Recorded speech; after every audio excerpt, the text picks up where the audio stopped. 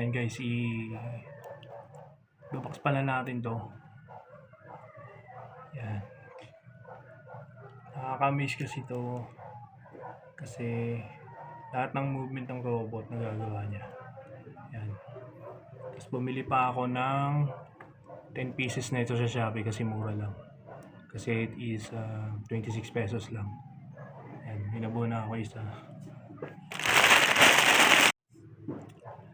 Ayan guys, babaks pala natin to. Ayan. Nakakamiss kasi to. Kasi lahat ng movement ng robot nagagawa niya.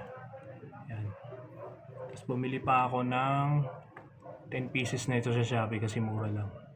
Kasi it is 26 pesos lang. Ayan, binabuo na ako isa.